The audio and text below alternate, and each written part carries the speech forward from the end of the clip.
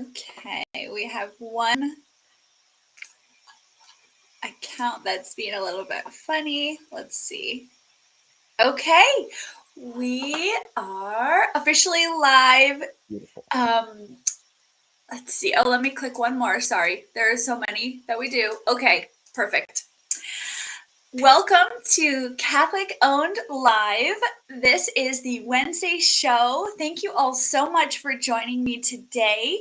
Catholic Owned Live is where we talk honestly about business, faith, vocation, and what it really means to live our faith fully in our everyday lives.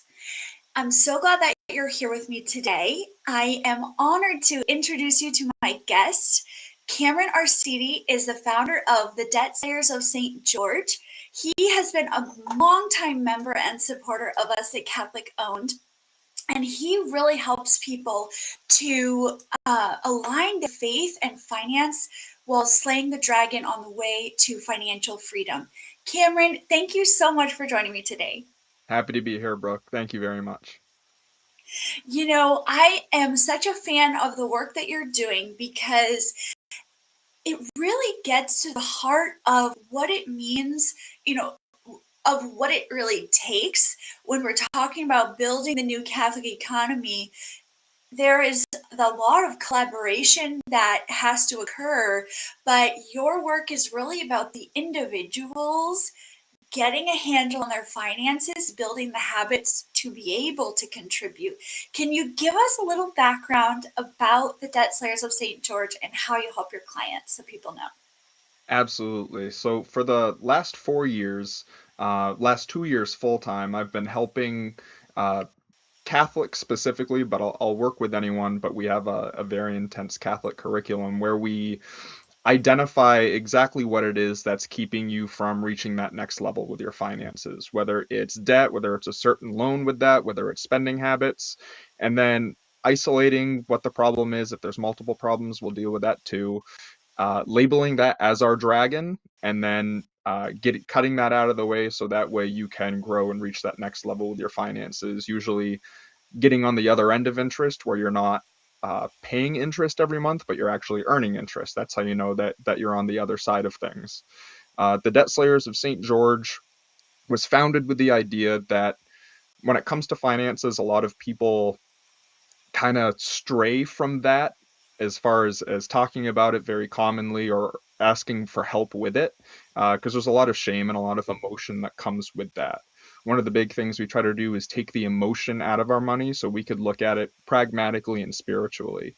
Looking at the name itself, the Debt Slayers of St. George, and in medieval times, if if certain areas weren't explored or they'd sent places to be explored and no one had come back or they'd been raided, they would put on the map, the cartographers would put, "Here there be dragons."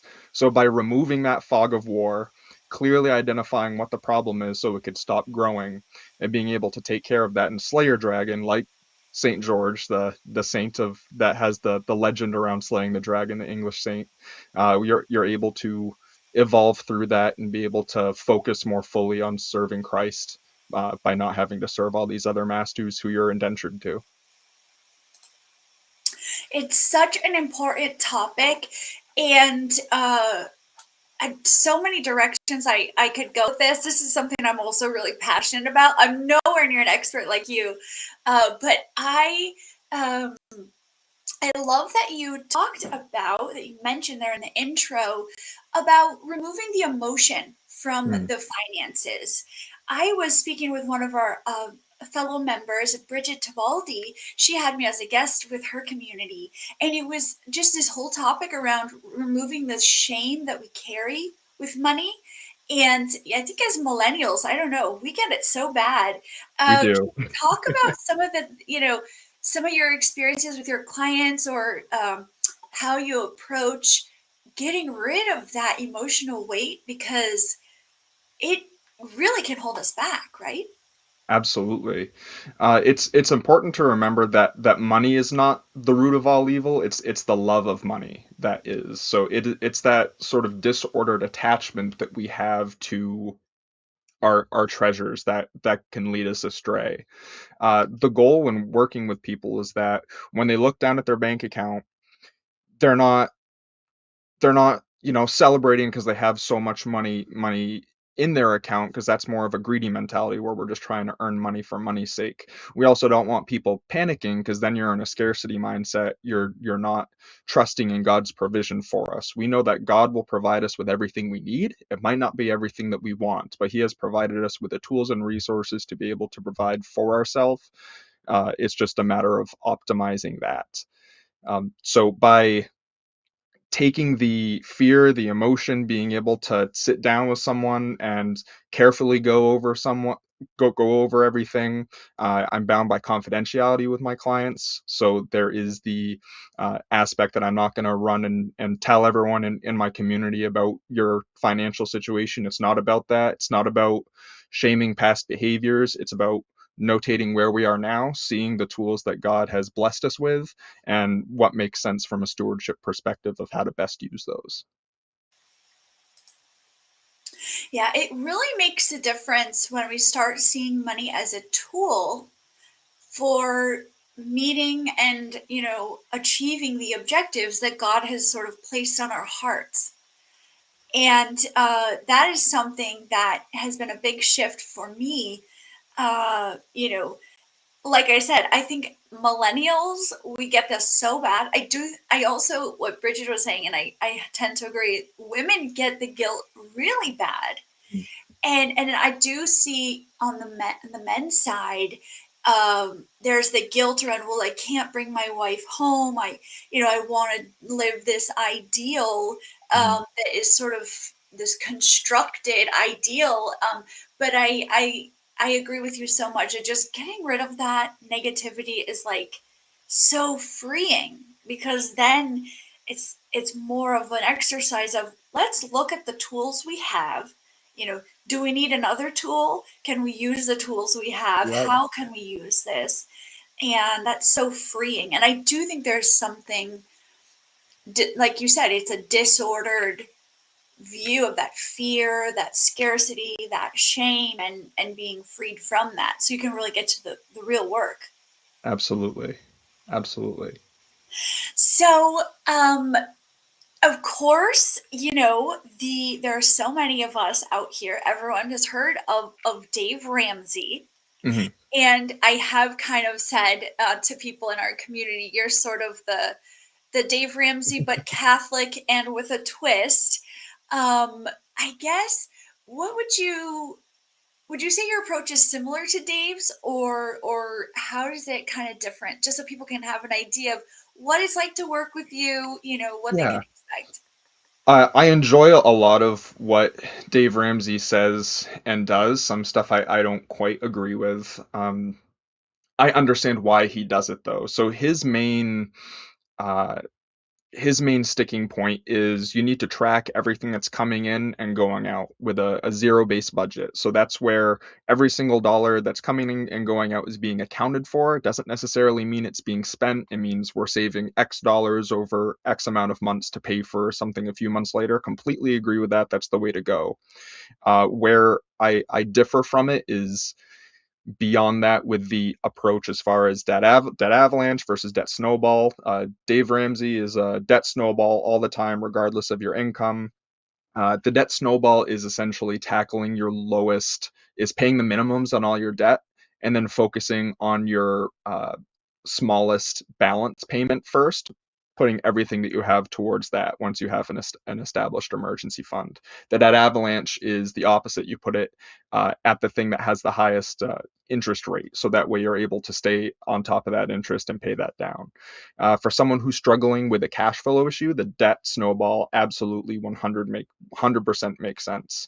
If it's more of a spending issue thing and it's just allocating the money appropriately, if you have, you know, $700, $2,000 a month to put down extra, it makes more sense to get ahead of that interest. So really more of a cookie cutter approach versus an individualized approach that focuses on what you need for your specific situation. Another thing we disagree on is the idea of tithing. where Dave Ramsey is an evangelical. He says, give 10% of your income, no matter what, to your pastor, and you'll be blessed, because prosperity gospel. As Catholics, we obviously don't agree with that. When it comes to tithing, the Catholic stance is, give what you can. Ask yourself and your conscience and pray on it, what makes sense for you. And then also remembering that we don't just tithe with our money. We have time, treasures, and talents that we're able to give. So if your cash flow is so tight that you aren't able to give as much financially as you want to, well, there's plenty of opportunities in your parish to be able to volunteer your time or offer certain services. When we're looking at that sort of cash flow and making those evaluations, uh, I like to apply what's called my valiant virtue method, which is when you take a look at your spending from a spiritual perspective, and you ask for each of your expenses, is this a discretionary purchase, or is this something that's an obligation? If it is discretionary, ask yourself, is this fueling vice, or is this fueling a virtuous cause? If you're cash flow negative and you have a lot of vices that you're fueling, it would make sense that those are the things that we cut first. And we'd want to take a look at that before we say we're going to cut our church um, tithing down to zero. We want to make sure that we are keeping our priests and our parishes open so that we can receive the sacraments that we're so grateful for. So I think it's more of that individualized approach versus the generalized cookie cutter Dave Ramsey strategy. And it makes such a difference, right? Having that personalized, that person to walk with you. I do think the Dave Ramsey stuff, and I think I've even heard him say, like, we know this is not the Mhm. most mathematically accurate, Right. but we know it changes behavior. So it's like cookie cutter approach when they can't walk with you, you know? Yes. So I think that's wonderful. Um, right before we got on, you shared about we're kind of talking about the homesteading side of things. Yes. I think this is such a really important thing for Catholic families to consider, to be involved with. And so I was hoping we could just chat about that a little bit. Do you guys have a Catholic Land Movement chapter where you are? Uh, I live in central Maine. I've talked with a few different chapters of the Catholic Land Movement. I don't believe that there are any in Maine, at least that I'm aware of. So please don't fact check me on that. This is just for my from my personal information. Um, I've been blessed to have such a wonderful family, um, who we've passed farmland down from generation to generation, and being able to, when eggs skyrocket in price because of XYZ, when other products are going up in price, being able to keep it stable and to support our family. Where we have the crisis in Iran right now, energy prices are going up with oil and whatnot. Well, when you have land and you're working the land and you know how to work your land and optimize your land very similarly to how you optimize your budget, and you work with the tools that you have, being able to use wood heat, right? Investing once in a wood stove and having it pay for itself in 3 years because you're able to chop your own wood. It makes such a difference, and it's such a blessing to have that. Yeah, it really can make such a difference for families, and I think that because at the end of the day, there is only so much optimization that you can do at Right. the budget level, right?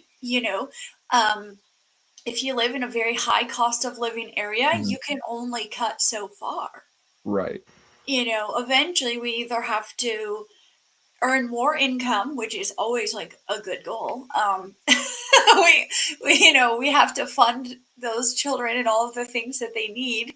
Um, I always joke, well, they just seem to want to eat every day, three times too, and The audacity. those poor little angels. But what are they thinking? No, um, but those lifestyle changes of, Mhm. even if you just can put some raised beds in the backyard, Absolutely. or even, like for us, we left a very high cost of living area. We moved to an area that, you know, we don't have land that's been passed down. My Yeah, husband has land in Italy that he will inherit. But the idea of land being attainable right. for us has really shifted so much mentally of, Mhm. okay, well, let's start saving more. Let's do this because and that's been a motivator because it's within reach. It's not that crisis that we all are hearing all the time Right. about everything is going up, it's hopeless, all that stuff. um, can you talk a little about how homesteading can kind of be a positive thing for families? It is the thing that I would encourage everyone to focus on. When we think about American culture, and that this is very much a Western Protestant work ethic type thing that you don't see in many other cultures really over the last 100 years or so, is families used to, have multiple generations all in one house, and you didn't have to pay for daycare because mom was home. And if mom did have to go to market or whatever it was, grandma was there to watch them. You didn't have to worry about long-term care insurance because, God forbid, great grandma has Alzheimer's. We know that there's going to be people in the home who are going to assist her and keep her comfortable at home. So we have all these different expenses that have come up because we've grown up being told and passing down generationally. You turn 18, you move out of your house, you get a bunch of college debt, and you move across the country and you lose all your support systems, and that's just part of being an adult. It doesn't have to be that way. We're called to take care of one another, starting at the familial level, and that's taught by the church as well. That we're supposed to treat church our church family is supposed to mirror our personal family as far as structure, and how we want to grow outwards in a spiral from that. So as we focus on our family and sustaining ourselves, because we can't focus on anyone else until we have ourselves stable. They always say with the airplane, if the oxygen mask comes down, put it on yourself first before you help others. The same thing goes with family, and making sure that you have the structure necessary to provide for yourself, to be comfortable so that you can give charitably and work outwardly from that. The having the sustainability to deal with the ebbs and flows of the market. Having land is the one thing that is actually tangible, because when we look at money, if we look at US currency, it's not based on gold. It's not really worth anything. The government tells us it's worth something, and if we run out, they'll print more. So having land is the one thing that we could work from as a base that's actually stable, that we have control over. And that's the biggest thing to focus on. I agree completely, and I do think I love that you touched on the parish community as an Mhm. extension of family, because in addition to the land being so valuable, also those relationships are so important because maybe you have forests on your land. Mhm. And, I shared before the broadcast, my husband was raised, he can feed the family completely from the land. He has all of the skills necessary. He's so humble, so he would never tell you that. So the word is out. He's I mean, they make wine, olive oil, all of the fruits, all of the vegetables, grain. They raise the animals, rabbits, pigs, chickens. They would make prosciutto. I mean, incredible. They could do anything. So he can do all of that. Um, but teaching each other those Absolutely. skills. And I love. We recently joined our Catholic Land Movement chapter here in Arkansas, and that sharing, we had a beekeeper come and talk, Yeah. so all of these things, so we have these real assets, of course, but that Mhm. community support, those relationships of whether that be trading goods Mhm. of value, or just sharing knowledge, sharing resources. I really do see that as the path forward. Yeah. And when you look at civilizations as they thrive, the big turning points where these, villages become towns, become cities, is when you enter into that area of specialization. Once you focus on, okay, I'm a dairy farmer, I'm going to focus on dairy. And then you have someone who grows produce or something like that. At that point, you're able to put all your time, your energy, your resources into being really, really good at that one thing. You then have a trade alliance. I make it sound like a video game, but you end up becoming trading partners. And anyone who does business with anyone knows that when you're in business with someone, it's a lot more than just the transactional, like, here you go, here's your Whopper, here's your dollar bill, have a good day. When you have that sort of personal relationship where you're both reliant on one another, you end up entering into that sort of symbiotic relationship where you actually care for the person who you're trading with. If there's a bad like if there's a crop shortage, for example, you're more likely to take care of that person because you've been working with them for so long. You have the same ideals, you have the same focus and goals for how you see the world as it comes to faith, morals, and family. So you are able to build a community based on those ideals of helping one another, and that's the golden ideal right there, is being able to take care of your neighbors and uh, love one another as Christ loved his church. It really is such a beautiful, you articulate that so beautifully. So thank you so much. And it really ties obviously directly into Catholic owned. So I just love that there are so many incredible people like you, Cameron, who really get it, who you understand that, these relationships really matter. You know, it's no matter what is going on out there, you Right. know, um, staying isolated is not the answer, but really working together, having these relationships. I love the trade alliance. I love that term because it's true, and that common base of trust that we can have as Catholics working together. Uh, I really think it's a competitive advantage and a way that we can build something lasting together. Absolutely. Yeah. Well, wonderful. Well, I know that you have your website, which is in the description of this video. And then you're also on Instagram, right? So folks can reach out and get in touch with you. Yes, absolutely. They could find me at Cameron.financial, Cameron.financial.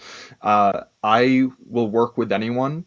I have so many different free resources and stuff like that too. So even if you just need help getting a plan established, I'm a firm believer in giving you the tools necessary. I don't believe in charging for information. Google is free, ChatGPT is free. The only thing that I actually charge money for is the accountability. And if you don't need the accountability, I'm more than happy to share my free tools and community with you. We do different prayer groups. We have different giveaways that's based off of debt payoff and charitable giving as it relates to your income. So even if you're not someone who I'm working with one-on-one or in group coaching or anything like that, I'm more than happy to help you celebrate your wins and make sure that you're moving forward towards slaying your dragon. Oh, that's incredible. I love that. You have expanded what you offer so much since last time I got to check in. So I'm just so thrilled for you. And I really appreciate you taking the time to talk with me today. This has been an amazing conversation and so timely, as so many families honestly are just really struggling. So I love that this is a source of hope and encouragement for Catholic families today.